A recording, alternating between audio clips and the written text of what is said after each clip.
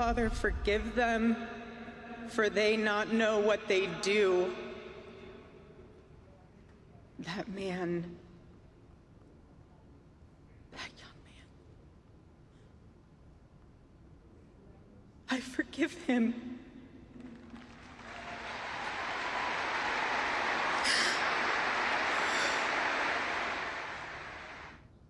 To Charlie's incredible and beautiful widow, Erica, we know the weight of this monumental loss is almost unbearable.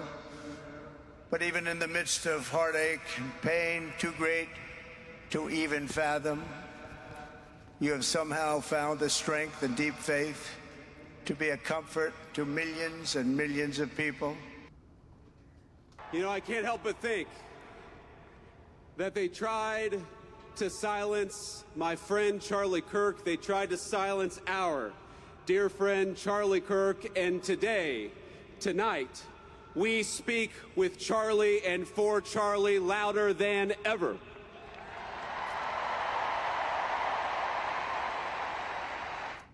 It was a memorial like no other, more than 5 hours long, steeped in faith in God, country, politics, policy, and the future of what some are calling a movement. Thanks for joining us for 2 News at 5. We're on late because of football. I'm Brian Malahy. And I'm Mika Miyashima. People packed a Phoenix area stadium for Charlie Kirk's memorial, with countless others watching on live streams. Our Jim Spiewak is in Arizona to begin our comprehensive coverage this evening. Jim. Mika and Brian, when we first got here to the Phoenix area yesterday, we went over to the headquarters of Turning Point USA. There were hundreds of people over there for a growing memorial paying their respects to Charlie Kirk. Fast forward to right now today, it's expected that 100,000 people were here either inside of the State Farm Stadium where this memorial just wrapped up or at a nearby facility, an overflow capacity crowd watching on a big screen as well. You just heard from the 3 headliners, Vice President J.D. Vance, Charlie Kirk's widow, Erica Kirk, and then, of course, the President of the United States, Donald Trump, speaking at this memorial. There was really half of his cabinet pretty much spoke here. Politicians, members from the Senate and the Utah House of Representatives were here. Also, friends and family members of Charlie Kirk that knew him for decades spoke to pay their final respects. Sunday, a full house gathered at State Farm Stadium in Glendale, Arizona to say goodbye to Charlie Kirk, a political activist who built a national following before his life was cut short. The service opened with Rob McCoy, Charlie's pastor. He had more lifetimes in 31 years than all of us have in the entirety of our own. For the next 2 hours, friends and Turning Point USA staff shared stories, life lessons Charlie taught them, and spoke about how Charlie will live on while his accused assassin, they say, will die. He didn't waste time. He lived every moment with conviction. Christian author Frank Turek was at Utah Valley University and described the moments immediately after Charlie was shot, adding he later learned Charlie died instantly and felt no pain. We did everything we could to save Charlie, but Charlie was already gone. His face was looking at mine, but he wasn't looking at me. He was looking past me right into eternity. The memorial showed many moments of his life, including behind-the-scenes footage as Charlie arrived on UVU's campus just minutes before he was shot. He led this movement, but he did so with incredible knowledge. So as these people, about 100,000 by any estimate, start to leave here, when we were here at 10 o'clock last night, people were just getting in line. So there have been a lot of folks that have been here for quite some time. Brian, as you mentioned, that vigil went for about 5 hours. One of the people in attendance today was Utah Governor Spencer Cox.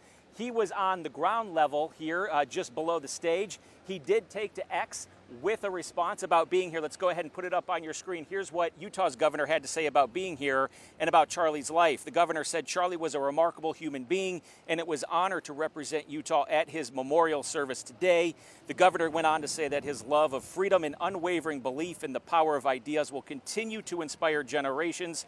Rest in peace, Charlie. Now, as part of the safety precautions, and there were a lot of them surrounding today's memorial service, there was plexiglass that was placed around the podium.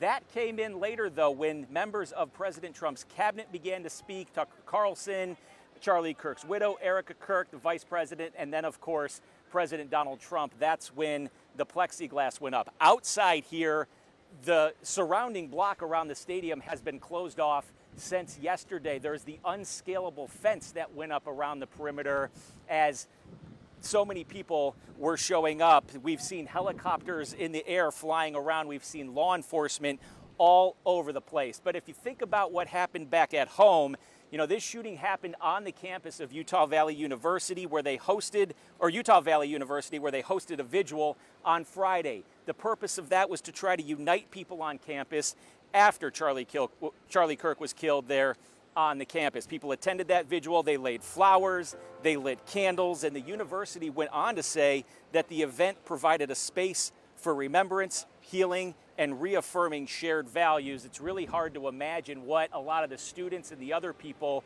must still be going through and thinking that were there back on September 10th when Charlie Kirk was shot. So tens of thousands of people, they gathered here at the State Farm Stadium near Phoenix, as we've been mentioning. We've been here for the last couple days. Annika Johns was also here first thing this morning, bright and early, as a lot of people were waiting in line to try to get inside for a glimpse of hearing about Charlie Kirk's legacy. Where do you see turning point in Charlie's message going from here? Where do you see it going from this point forward? Up! I see it going up, baby. Today, dressed in red, white, and blue, thousands of supporters came together to honor his life and continue his mission. I think it's just going to get so huge. It's going to be, one of the biggest movements that I think we've ever seen.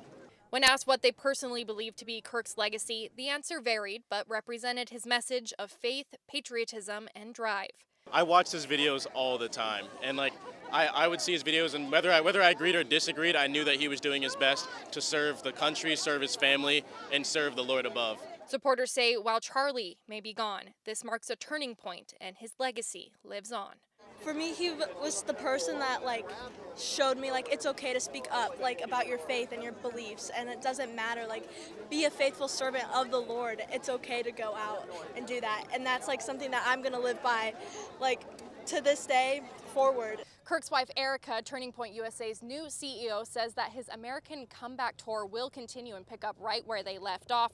That includes returning back to Utah, this time visiting Utah State University next week. In Glendale, Arizona, I'm Annika Johns. There were more than 20 speakers today that took more than 5 hours for this memorial service, which we have been reporting on every step of the way, not only today, but every development since this tragic shooting happened back on September 10th. You can see all of our reporting over at KUTV.com. You can go back and watch this, which we aired in its entirety, over on our YouTube page, and make sure you stay with us as we continue to follow this story going forward, as there's now a suspected shooter that has been in custody, formally charged with aggravated murder, and prosecutors in Utah County say they do plan to seek the death penalty. But for now, we are reporting live in Glendale, Arizona. Jim Spiewak, KUTV 2 News. Brian and Mika, we will toss it back to you back in Utah.